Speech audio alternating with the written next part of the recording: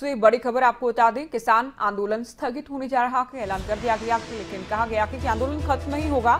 अभी सरकार का मूड क्या है वो देखेंगे कि वादे तो कर दिए गए थे, लिखित में भी दे दिया गया है, लेकिन क्या इन सभी वादों पर अमल किया जाएगा या फिर नहीं, निभाना जाएगा या फिर नहीं, इसके लिए समीक्षा बैठक भी बाकायदा किसान नेता करते रहेंगे, स्कीम व्यक्ति भी करता रहेगा। तो सबसे लंबा आंदोलन, सबसे शांतिपूर्ण आंदोलन रहा। किसान एकजुट हुए, किसानों का विश्वास लौटा।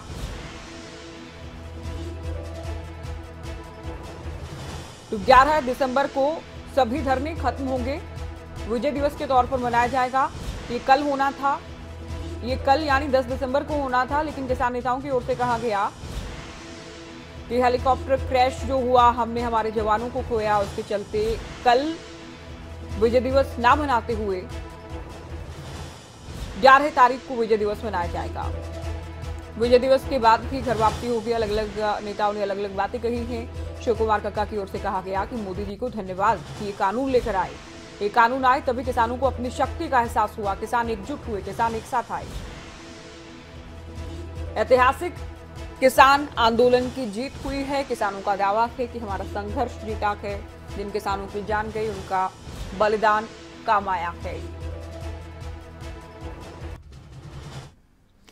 एमएसपी को लेकर सरकार ने कमेटी बनाने की घोषणा की। ये बड़ी खबर आपको बता दें, कमेटी में केंद्र, राज्य सरकार और किसान संगठनों के प्रतिनिधि शामिल होंगे। केंद्र सरकार, राज्य सरकार, किसान प्रतिनिधि इसमें शामिल होंगे। संयुक्त किसान मोर्चा के प्रतिनिधि भी शामिल होंगे। और जब तक ये कमेटी अपना काम करेगी, तब तक देश में एमएसपी पर आज जो स्थिति है, वर्तमान जो स्थिति है, ये किसान नेताओं की ओर से भी कहा गया, उसे आगे भी जारी रखा जाएगा। मुआवजे को लेकर हरियाणा और यूपी सरकार सैद्धांतिक मंजूरी दे चुकी है, सैद्धांतिक सहमति दी गई है। मुआवजा पंजाब की सरकार पहले ही दे चुकी है, बाकी सरकारों के लिए भी कहा गया है। मुकदमों को लेकर भी केंद्र ने साफ कर दिया है। कृषि सचिव की ओर से जो लिखित में पत्र भेजा गया है, उसमें तमाम मांगों को मान लिया गया है। 6 बड़े बड़े बिंदु उसमें शामिल किए गए हैं। किसान नेता गुरनाम चढ़ूनी की ओर से क्या कुछ कहा गया है, सुनिए। अभी जो हमारा आंदोलन है, वो जो सरकार ने वादे किए हैं, उन वादों के अनुसार अभी आंदोलन को हम स्थगित किया है और हर महीने उसकी समीक्षा करते रहेंगे। 15 जनवरी को फिर एसकेएम की मीटिंग बनाई है।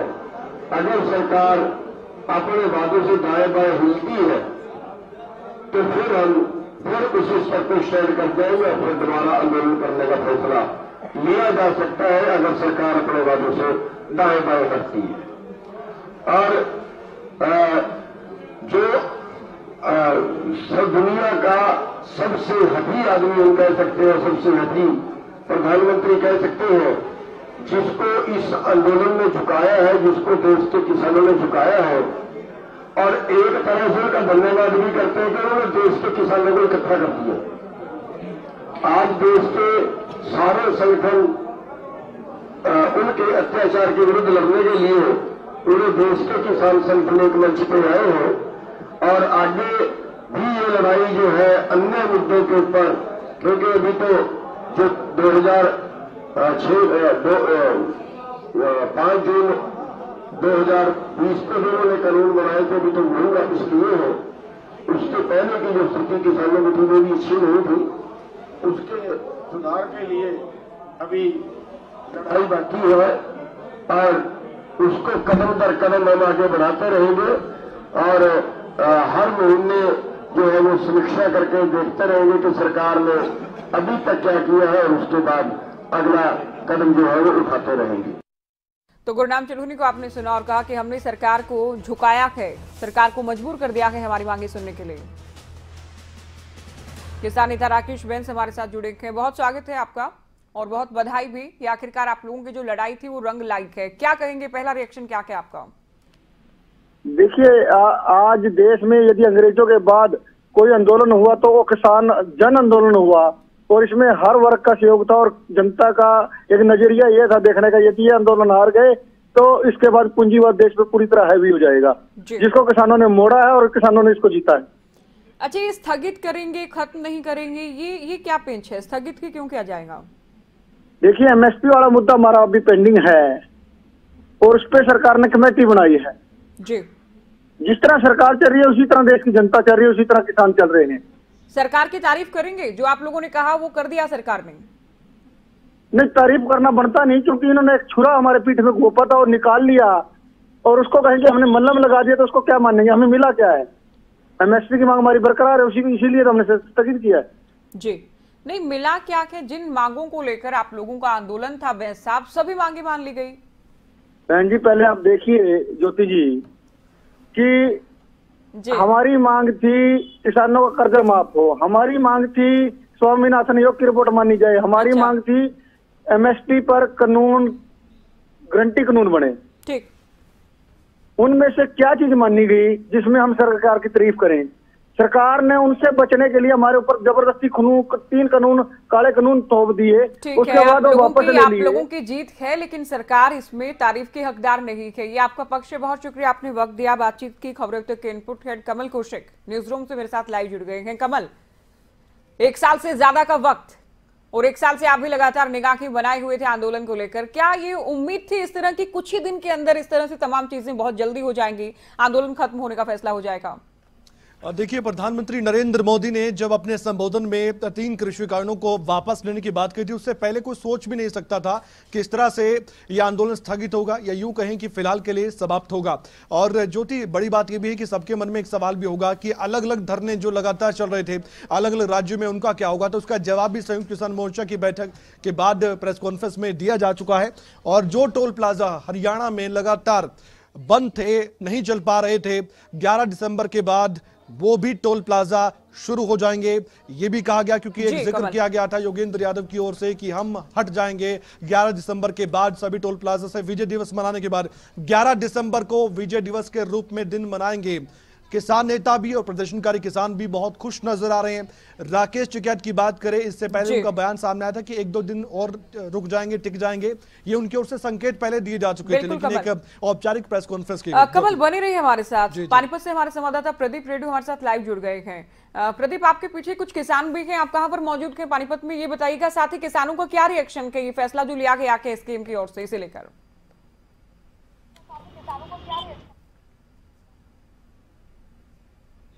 लगभग 1 साल बाद जिस प्रकार से जो खुशी किसानों को मिली है, मैं साफ तौर पर यहां पर दिखाना चाहूंगा। देखिए, मैं कैमरामैन को कहूंगा कि बार तस्वीरें दिखाए, खुशी का माहौल है। और पानीपत टोल प्लाजा पर जो ये टेंट किसानों द्वारा लगाया था, लंगर टेंट, यहां पर एक दूसरे को लड्डू खिलाकर खुशी मनाई जा रही है। तो खुशी आप साफ तौर पर देख सकते हैं कि पिछले 1 साल से ये लोग यहां पर आने जाने वाले किसानों की सेवा कर रहे थे, लेकिन अब से आधे घंटे बाद सिंधु बॉर्डर से जैसे ही ऐलान हुआ किसान आंदोलन समाप्त किया जाएगा और जैसे ही घोषणा हुई कि इनकी तमाम मांगे मान ली है, तो ये लोगों ने लड्डू बांटकर यहां पर खुशी मनाना शुरू कर दिया है। हम यहाँ लोगों से बातचीत करेंगे। जी, क्या कहना चाहोगे? आज 1 साल बाद ये जो फैसला आया है और आज आंदोलन समाप्ति की घोषणा की गई है। इंडिया के पूरे जो किसान आंदोलन 1 साल चला है, 1 साल से ऊपर चला है, इस पर वर्ल्ड की निगाहें थी।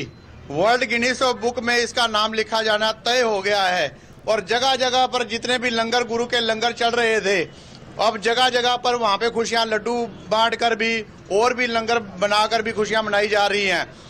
आज एक ऐतिहासिक जीत है। 11 तारीख को एक विजय रथ निकलेगा जो दिल्ली बॉर्डर से होता हुआ अमृतसर जाएगा। तो इस तरह अपनी खुशियां जाहिर कर रहे हैं और उनका स्वागत बड़े तरीके से किया जाएगा। उधर भी लंगर लगाए जाएंगे, बस्ताड़ा पानीपत टोल टैक्स के उधर भी लगाए जाएंगे। आप देखेंगे एक ऐतिहासिक जीत। जैसे किसानों को बदनाम किया गया 1 साल के अंदर, कैसे किसानों के ऊपर गाड़ियां चढ़ाई गई, कैसे उनको आतंकवादी, उसको पाकिस्तानी, खालिस्तानी। अब आंदोलन समाप्त हो चुका है, अभी वापसी, घर वापसी होगी। अब तो अब पूरी जश्न से वापसी होगी। आप देख सकते हैं ट्रैक्टर पे ट्रैक्टर बॉर्डर की तरफ बढ़ रहे हैं और वहां पे पूरा जश्न मनाया जा रहा है। हर एक नाके पर, बस्ताड़े टोल टैक्स पे, पानीपत टोल टैक्स पे, हर जहाँ पे लंगर है वहाँ तैयारियां खूब जोरों शोरों से चल रही हैं। तो देखिए, खुशियां मनाई जा रही है, लड्डू बांटे जा रहे हैं। उनका ये कहना है कि जैसे ही ऐलान होगा उसके बाद ये लोग यहाँ से अपने घर वापसी रवाना होंगे। जी, बहुत शुक्रिया प्रदीप, ये पूरी बातचीत आपने की। कमल, आपका भी बहुत शुक्रिया। तो आंदोलन